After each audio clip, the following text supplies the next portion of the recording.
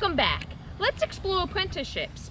In today's world, if you wanted to learn a skill, you would take a class.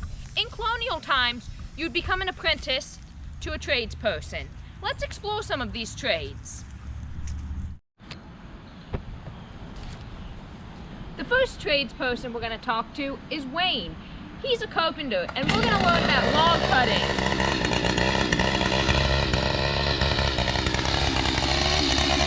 No, that's better.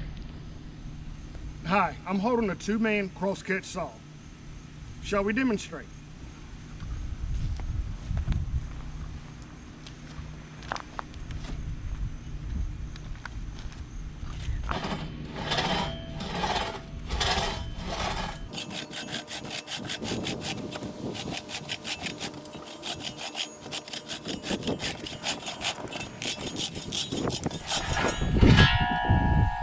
That was fun. So is this like a chainsaw? This was commonly known as a two-person crosscut saw. Can you use it to cut down trees?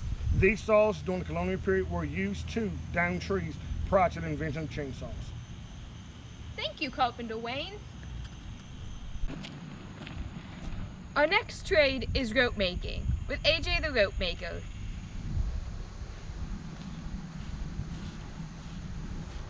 Hello, I'm AJ, and today we're going to talk about rope making in the 18th century. Now, rope making was a very essential job at the time period of the 18th century because rope was essential to many of the things you would do in the 18th century, both on land and especially on sea, especially with the ships that were used at the time period. Now, all rope is essentially taking small fibers like this and using them to create and twisting them to create something like this. Now, we don't necessarily have the facilities to make something like this here today. We do have a smaller scale version right here. This is what a rope walk would look like. And we are going to use this to make some rope. So to make our piece of rope today, we're going to use this twine. And I'm going to start out by connecting it to the 3 hooks on our hand crank over here, and then looping it back to our hook over here.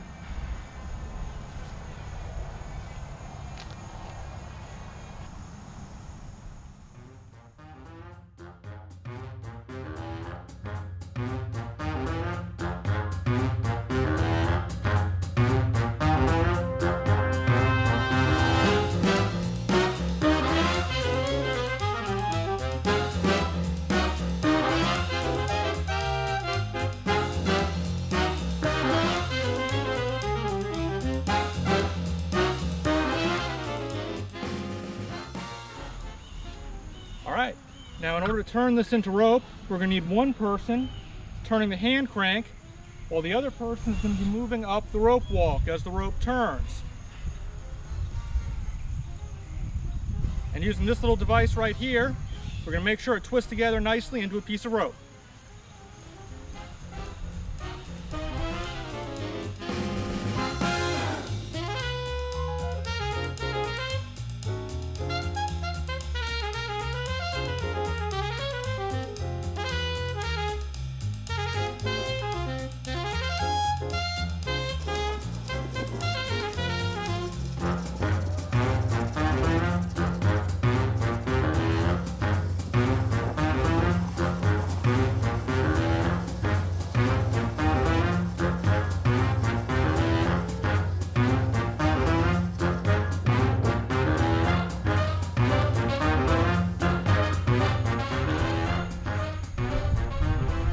And there you see, we've twisted those pieces of twine together to make a nice little piece of rope right here.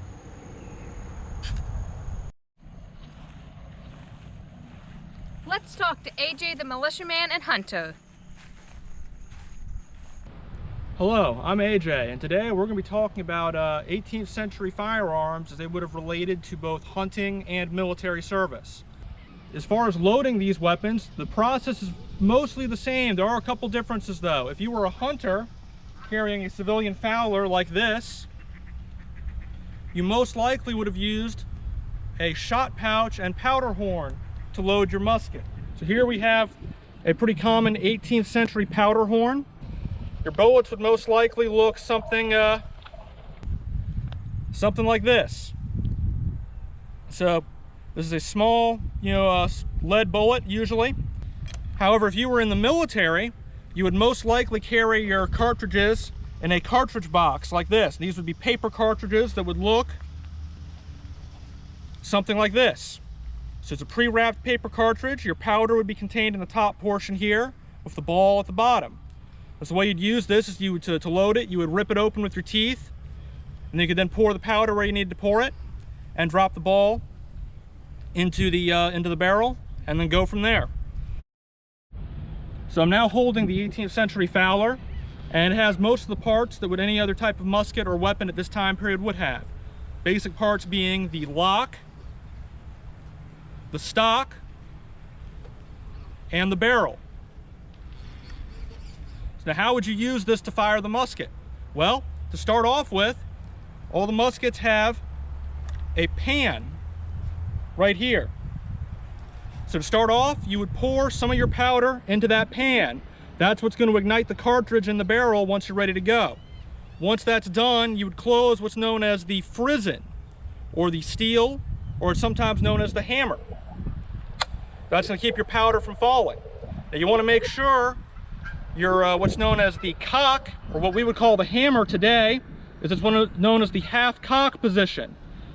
At this point, the trigger will not work. When I pull it back to full cock, it's ready to go. Now, once my powder's in the pan, I'm going to turn the musket up like this.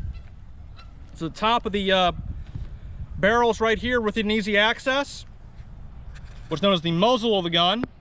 And I'm going to pour powder down the muzzle. That's why these were termed muzzle loaders. So I pour my powder down the muzzle, and then I'm going to push the ball into the barrel as well. But I can't shoot yet. If the barrel and the powder and the bullet are up here, it's not ready to shoot. So I need to take my rammer, and I'm going to use that to push the ball and the powder down to the bottom of the barrel. Give it a couple taps to make sure it's in. But now I'm still not ready to shoot because my ramrod's still in the barrel. If I were to shoot now, my ramrod's going to go flying across the field and I won't be able to shoot again. So I got to make sure I pull that out and put it right back where I got it from so it's ready for the next time. So now I'm pretty much ready to shoot.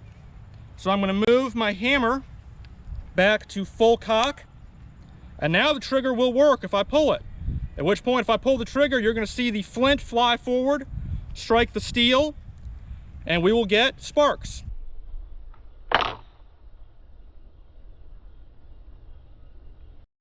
And now I'm going to shoot it for real to give you guys an idea of what it would have looked and sounded like.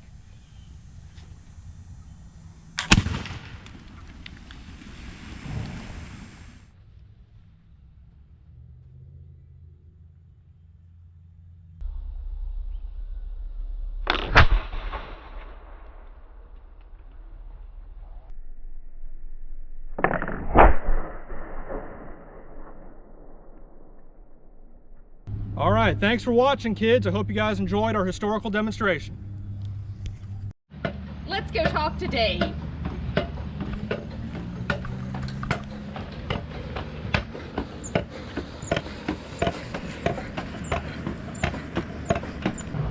Hi, I'm Dave. I'm doing some blacksmithing today.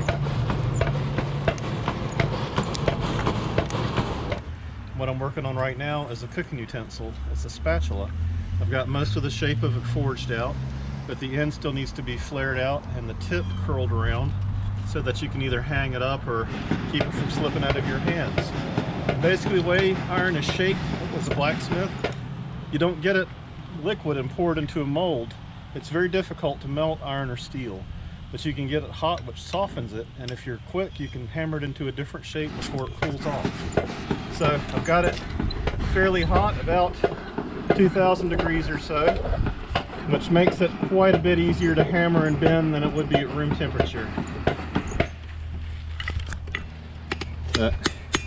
I've got the width of it brought out about wide enough, but I want the edges to be a little bit thinner, so I'm angling the hammer and hammering it down to a little bit narrower edge.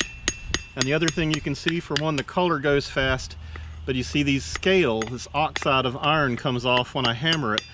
You lose a little bit of the metal to rust or oxidation. And if I put a little bit of oil or grease on that and heat it up, it'll turn a very nice even black sheen, which is the traditional color for forged iron parts.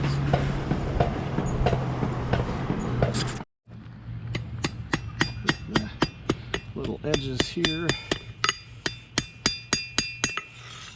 And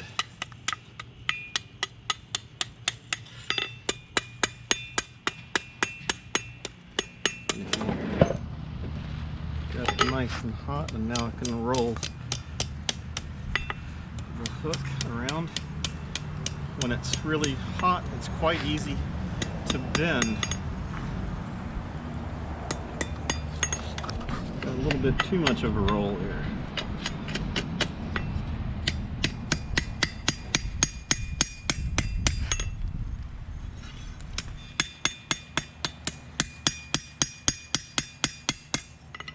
Alrighty.